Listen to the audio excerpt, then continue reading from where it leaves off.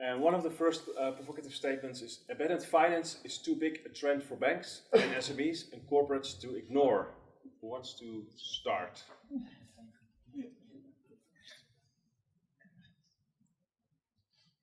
Yeah, fully agree. Fully agree. Is there anybody disagreeing? That's what I try to explain internally. Yeah. And how does that work? Well, it's funny actually what you just mentioned in your presentation with regards to where are we in the innovation cycle. You mentioned, I think with payments acceptance we are already in orange or red, and with lending we're a bit before, and then there are new innovations. And actually that's completely different than how, generally speaking, we look at that within the bank. So I tend to agree, I think we're a bit before that, but internally, if you say payments is already there with regards to embedded finance, I don't think that people realize it within a large organization like ours. And for good reasons as well, because they do see different things. They are, for example, in traditional payments, doing SWIFT payments, or they are within capital financing or within wholesale banking, and there the world looks different than, well, I see the world in the meantime compared to Adyen and Mollie. I can just add on. So just to add on to that, I'll just share a statistic that 70% of banks believe that over 50% of banking products will be distributed through non-banks in the next 5 to 10 years. So I think it is definitely a big trend that one should not ignore. You want to add? Yeah, and thank God as well, because I think there's a lot to improve, right? I mean, I think the reason innovation in the financial world is always a bit slower is because of regulation. I think by maybe isolating that regulation and the technology part, I think there's an opportunity to go way faster and solve problems for small, medium and large businesses. And I think that's a blessing. I hope the world gets a bit better because of it. Yeah, I think that's a good point, because in answering the question earlier on the bigger ticket sizes for loans, I think that the key point on what embedded finance and especially capital can help solve is that it's a business problem. So it's not necessarily like, hey, we'd love to take on more risk and give you a bigger loan so we make more money. It's more about, I'm trying to set up a coffee shop, I have no money, my really expensive machine breaks, I need quick financing, I can't like put on a little suit, go to the local bank because they're closed, right, they're online, and then the bank's not going to even look at my loan because it's like, I need 10,000 euros, and then they need to put an FTE on that, and it's time, blah, blah, blah, and all the anxiety of presenting your business plan. Like, it's not built for this age. And through, I won't just say through Mollie and Adyen, embedding this with software players, you pre-qualified for loan offers. It's in that sort of command center where you already run your business. So it's a fundamentally different thing, and it solves a business problem. I think that's the key bit. This is not just us like going to loans, mass market. Dieuwertje, we just heard this statement from Mollie and Adyen. From the banking lens, of course you want to provide that finance for that particular coffee shop holder as well. How would you see that you could still compete? Well, actually what we do have within Rabobank is the digital lending street. So we are offering instant lending, or try to offer instant lending as well, to serve our customers. So that's what we challenged by players like Adyen and Mollie.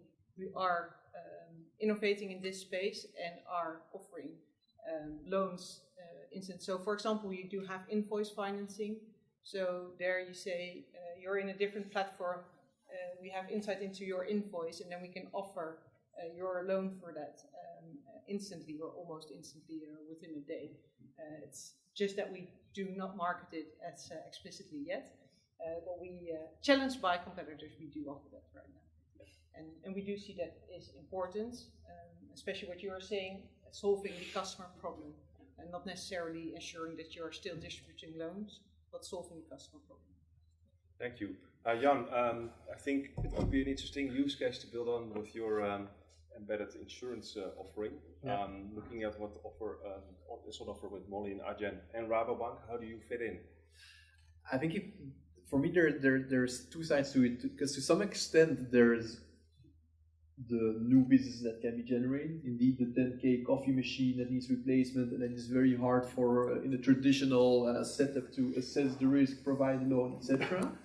And there, as long as fintech can be complementary to the existing propositions of a bank, it's only good for everyone, for the end customer, and everyone's happy.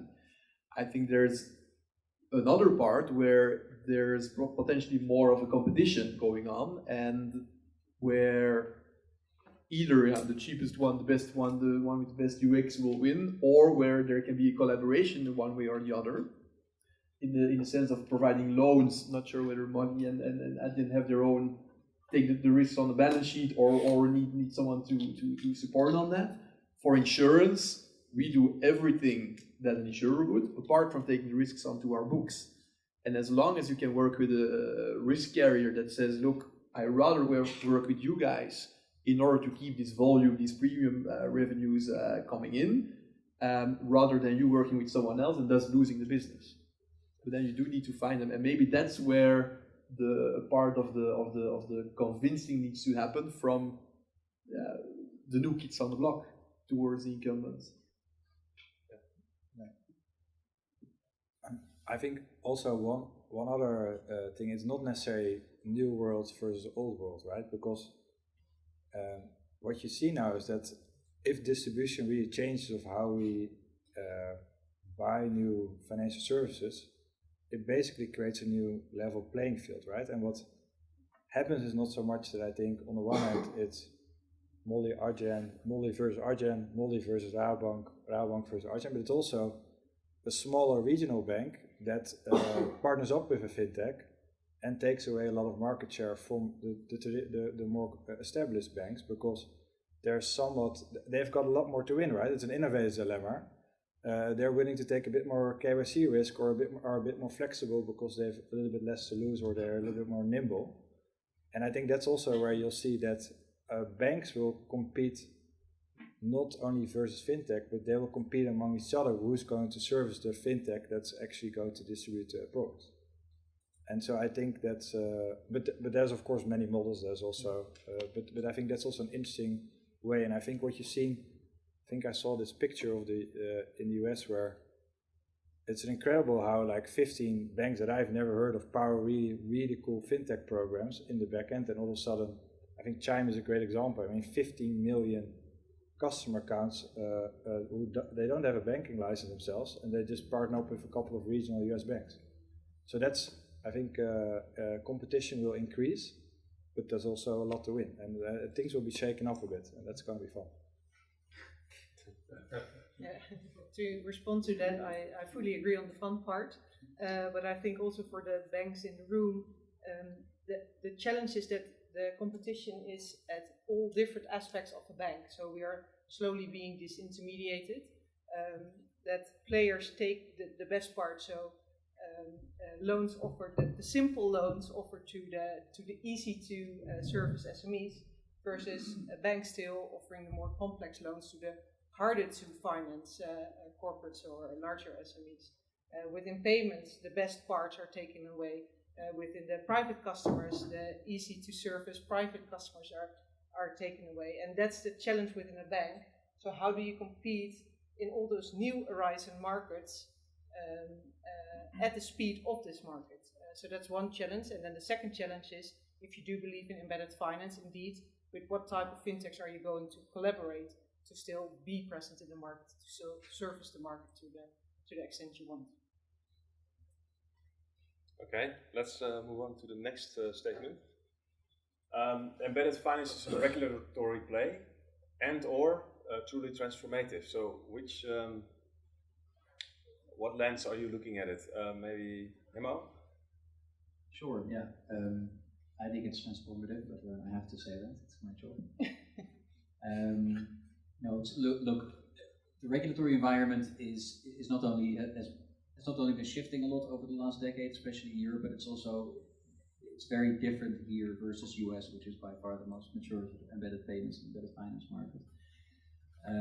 I think it's transformative because I think what Paul also outlined, embedded payments, right? So convincing these SaaS companies that they shouldn't go for the monthly recurring fee, they should go for transaction-based revenue. That's already been successful. You name Shopify, Toast, Lightspeed, or a few other examples of companies that make more money now off of payments than they do off of their subscriptions. So that thesis has been proven. I think you don't need a giant leap to go from there to an embedded business account, an issued card to do supplier payments, a small loan to solve a business problem. So I think, I think it's absolutely transformative in that part of the market.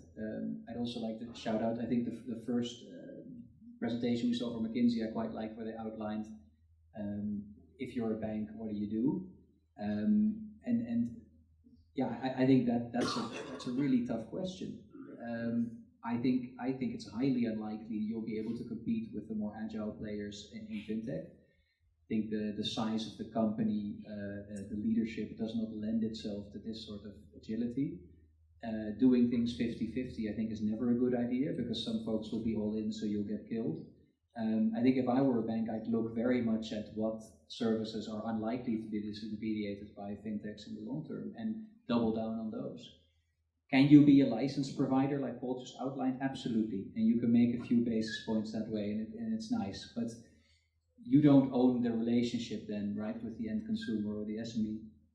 The fintech platform does that or the SaaS platform does that. And you are yourself likely to be disintermediated because they can just, get another license for a little bit cheaper. So I would really look at the margin pools that are unlikely to be addressed by fintech in the long term and go heavily on those.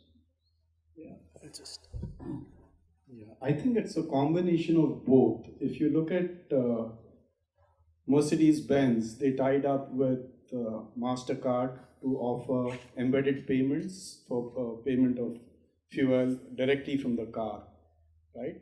So this whole Internet of Things and embedded technology within, when your fridge starts ordering products, when using your car, you can order products. That's going to lead to an explosion in embedded finance and embedded offerings, right? So it's definitely a transformative play, but at the same time, one has to be very careful with respect to the risk management, ensuring that the risk is managed by the right party, and regulators also need to keep a close watch on it, right? So if you look at Apple's initiative to launch credit cards, I think backed by Goldman or JP Morgan, I think they are withdrawing or they've already withdrawn that initiative, right? So different things will work for different people, but definitely I think there's a lot of potential and it's definitely transformative. Okay, let's go. Oh, No, it's okay. Right. Then we go to the next one. Also building a little bit on what Hemmo just said. Every bank should have a clear scaling banking model strategy on embedded finance, or it loses out on revenues and profitability and its influence. So, Hemmo, you gave the example of, let's say, smaller American banks that grow. How would you see this further if you... I think I was the one that gave the example. Yeah, so maybe, okay, so... I think I did, yeah. Oh, yours then. But you had a different opinion. Yeah, I did. I mean, the fundamental difference between Mollie and Adyen, even though much of Paul's talk I could have given myself, is two things. One, Mollie came from sort of the bottom up, right? So they started with a large group of SMBs, and I think Paul very elegantly said, our learnings from servicing these customers directly, we can also transmit to platforms. But I would say, as the devil's advocate, isn't there like an inherent channel conflict there? Because at the one hand, you're servicing them yourself, and on the other hand, you're trying to convince a SaaS player that they're definitely their customers, like you're just the infrastructure layer. So I think that's difficult, whereas Adyen is an enterprise play first, so we don't play in the long tail of the market. So for us, it's a lot more easy to say, hey, we're not going after this business, we're not going to sign this restaurant or this restaurant group, like that's your business, that helps. And then secondly, if you build this for your company, you can do two things. Either you go off the license of someone else, so you piggyback on the banking license, which means you have a lot less overhead from like big compliance departments, etc. But you are reliant in building your technology and in the economics of any deal on that partner. What we did is get our own banking license. We've had one since 2017, which, yes, it does mean we have to employ a number of additional people, but we believe that in the long term it's the right way. I think other than those two differences, the Mollie and Adyen, I think we see the same opportunity. And yeah, I think what you're referring to is a small regional bank in the US. Yeah, I just don't think it's a very sustainable model to allow fintechs to piggyback off of your license, because they could also, just integrate with a different bank and use their license for 1 basis point less. No? No, true, but I think effectively I think fintech is always building on top of existing infrastructure, right? The question is how deep do you go, right? If you look at cross-border flows or getting access to schemes, I mean, we're still integrating to the credit cards or the Visa or the MasterCard, right? So effectively, I think Andreessen Horowitz always quipped businesses about bundling and unbundling. I mean, fintech typically bundles a lot of services, right? And then makes them digestible and accessible. I suspect, but I'm not a banker, I do suspect that there are parts of the business where you have enough scale and there's reasons for you to do it. Managing risks, being good in treasury, those type of things where parties like Mollie and Adyen still don't have the scale to kind of hand out that amount of volume. But maybe indeed over 20, 30 years that's not a wise strategy. I'm not on the board of a bank, so I don't have to discuss that. I think in theory, I think often it's better to move along than not move. So I don't think you have much of a choice, and I think it's better than to figure out along the way where you can make money and what's defensible. But that's my view. I think to talk about the channel conflict, I don't think it's there, because what you basically see is, and that's what I really believe, is that. So for me, that's that graph around, okay, where do you see innovation of embedded finance? I think these very digital heavy businesses like e-commerce have been first, right? And that's also where you've seen most of the innovation. If it's a cash advance, revenue-based financing, or a payment, what is way more exciting, or as exciting, is that e-commerce will continue to grow and these very digital businesses will get very digital services. Is that you kind of see that proliferation and that kind of going into old school businesses, and that now all of a sudden get the same access to those financial service offerings. And I think that's where an explosion of embedded finance will happen next. I don't think it's fully solved always yet, right? So if you think about a bookkeeping platform and they want to do lending, are you able to rely on the data for closing your books every month, or do you need to look at transactional data? Like, what's the right model for these type of platforms to go into lending? I think that's a very interesting question to solve, but it's going to happen, and eventually everybody will get access to these services, I think. If I may respond to that, I tend to agree with you that there is no real channel conflict at this point in time. You're saying you should choose and double down on it. I believe the customer will choose which distribution channel or which platform they will use, at least from the perspective of banks. So they either come to our direct platform, Rabo Business Banking, to manage their finances, or they go to their bookkeeping platform and software and manage their finances there. And whatever they prefer, and we should be present in both, because we do service a large part of the market, and we want to be there where they want us to be. I always compare it to when you used to walk in the streets and you see Rabobank at every square or every main street, to be there present and findable, and now we want to be there where in the online space where we are most relevant. And the customer will decide whether to use or what platform to use. I think if you're another type of competitor, so if you're Adyen, for example, I do understand that you say we're super focused, we're going after a specific segment, and you go for that. As a large bank, I think you follow the customer. I'll just make a comment on revenue and profitability.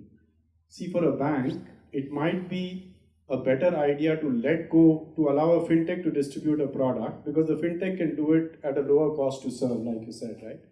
And it might be very expensive for the bank to service a particular customer segment. So it might be better off to let go of that revenue, because the overall profitability of the bank will go up. Right?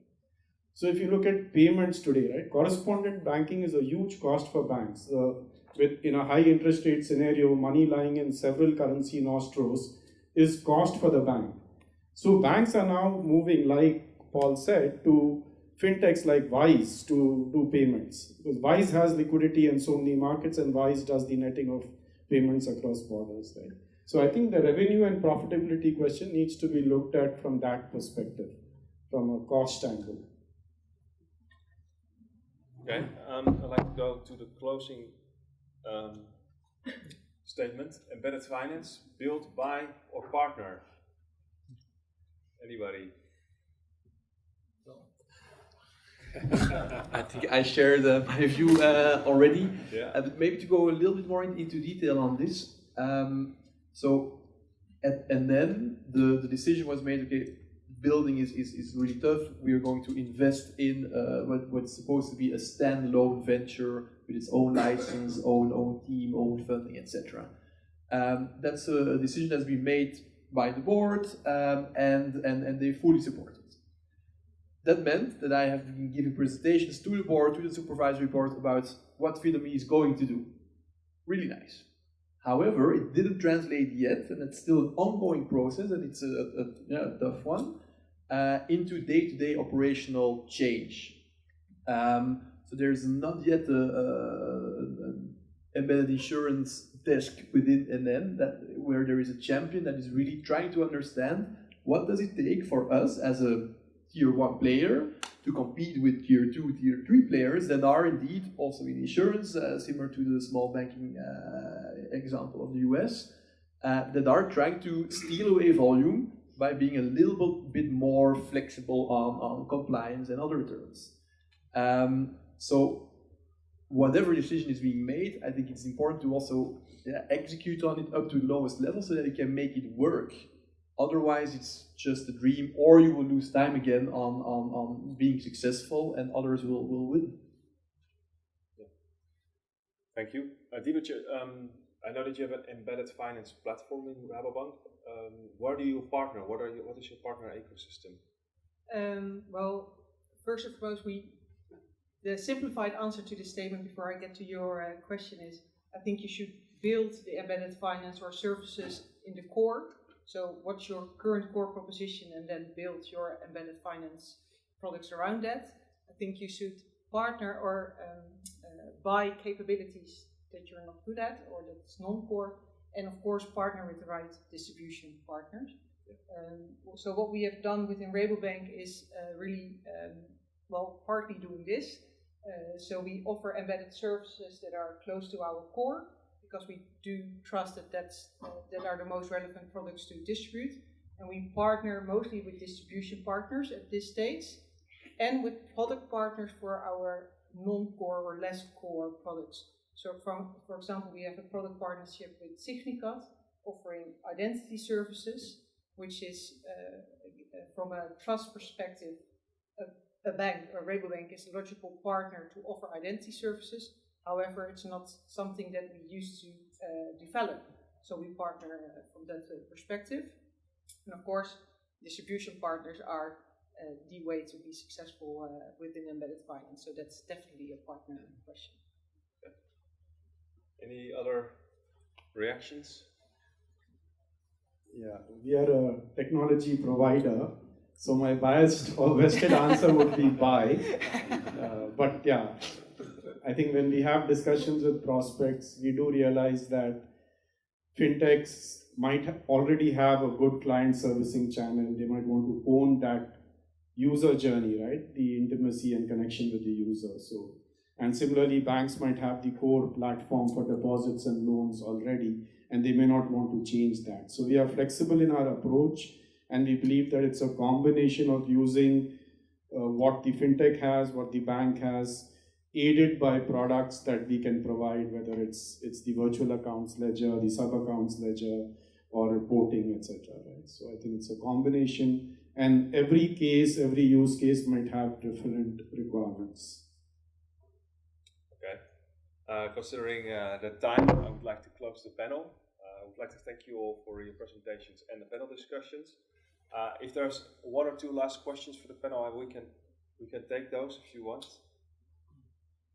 Yes, go ahead. Yeah, I was interested to understand what people think about the remaining margin pools for a large bank in 10 years from now. Where should they focus? That was also my question to you. And I because you can't said predict the future, you specialized can't as well. predict I only know a lot about the margin pools that you shouldn't look at anymore. I don't want to shoot from the hip. I'll try to give you a considered answer after. I'm not a banker, you see. I grew up in tech. I can't answer that question either. It's $1 million question. But I was triggered by you that you say, like, is there still place for banks 10 years from now as skilled and with a complete offering? Because you were saying, actually, as a bank, you should focus really and leave the big skilled market to us, basically. Just continue the conversation. Now, what I meant is that you can already see now where there's a very direct touch point with an SME. You'll see where you're likely to be disintermediated next. Mm-hmm. You say, hey, payments sort of slowly happen to us. I think if you were a bank, you might have missed it because payments itself has so many tailwinds that the pie is just growing so quickly that everyone's sort of winning. But if you would have paid attention, you would have seen that your relative share since the 2010s is just declining. But yeah, in like large-scale B2B money movement, is it likely that fintechs will play a big part? I find it much more unlikely than in the like SMB touchpoint world. Insurance is another example. I'm sure there's other things to look at. I hope so. As a shareholder of ABN AMRO and a Dutch citizen. So, yeah. I think the overall market size will increase, right? With embedded finance, you can reach far greater segments of the market, and that should drive up the revenue pool and profitability. Yeah, as long as you only take the channels and not any of our risks, then we should still need it. Adyen has a banking license, so we are also taking the risks. I have another question. We have been living in 10, 15 years of low interest rates. They've gone a bit up, right? Yeah. But we haven't gone through a real downturn since 2010, 2009, right? And as people say, when the tide goes, you can see who wears a swimming shirt, who doesn't, right? Yeah. So if you accumulate risk in a fintech, as you are doing, and revenue flows suddenly go down, you expose risk, right? So how do you view that? I think that's an excellent point.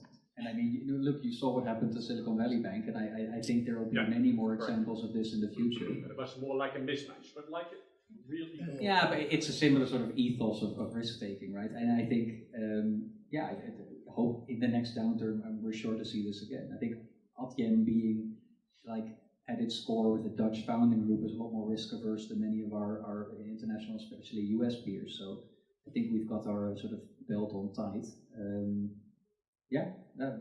doubtless this will happen. I mean, you also saw, it was also in the McKinsey presentation, like the amount of money that flooded into this space in the zero interest rate environment is just obscene. Like I've been to Money 2020 in Vegas a few times where it's like all embedded finance is a new player. Every booth is new, shiny color. They tell you over dinner the amount of funding they got, and the two developers in the corner they have building nothing. It's a lot of those have collapsed already.